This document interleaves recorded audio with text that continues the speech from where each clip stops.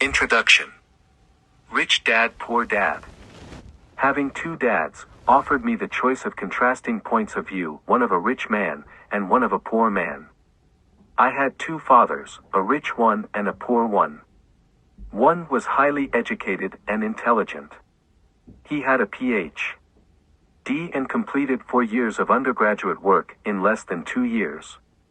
He then went on to Stanford University, the University of Chicago, and Northwestern University to do his advanced studies, all on full financial scholarships.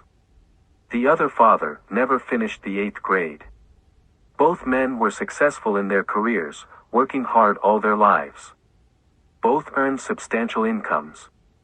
Yet one always struggled financially.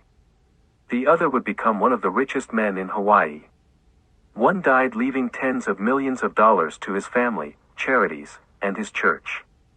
The other left bills to be paid.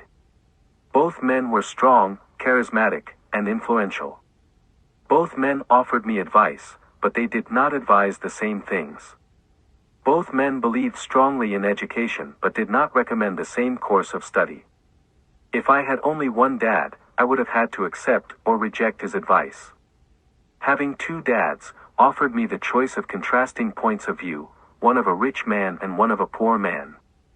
Instead of simply accepting or rejecting one or the other, I found myself thinking more, comparing, and then choosing for myself. The problem was that the rich man was not rich yet, and the poor man was not yet poor. Both were just starting out on their careers, and both were struggling with money and families. But they had very different points of view about money. For example, one dad would say, "The love of money is the root of all evil." The other said, "The lack of money is the root of all evil." As a young boy, having two strong fathers both influencing me was difficult. I wanted to be a good son and listen, but the two fathers did not say the same things. The contrast in their points of view, particularly about money, was so extreme that I grew curious and intrigued. I began to start thinking for long periods of time about what each was saying. Much of my private time was spent reflecting, asking myself questions such as, "Why does he say that?" and then asking the same question of the other dad's statement. It would have been much easier to simply say, "Yeah, he's right. I agree with that." Or to simply reject the point of view by saying, "The old man doesn't know what he's talking about." Instead, having two dads whom I loved, forced me to think and ultimately choose a way of thinking for myself. As a process, choosing for myself turned out to be much more valuable in the long run than simply accepting or rejecting a single point of view. One of the reasons the rich get richer, the poor get poorer, and the middle class struggles in debt is that the subject of money is taught at home, not in school.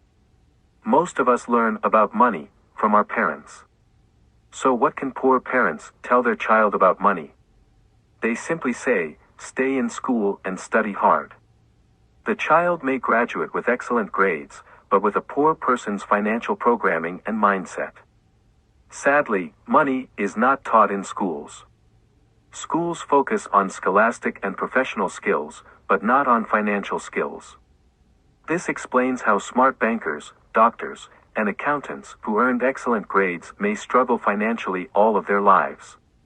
Our staggering national debt is due in large part to highly educated politicians and government officials making financial decisions with little or no training in the subject of money. Today, I often wonder what will soon happen when we have millions of people who need financial and medical assistance. They will be dependent upon their families or the government for financial support. What will happen when Medicare and Social Security run out of money? How will a nation survive if teaching children about money continues to be left to parents, most of whom will be, or already are, poor?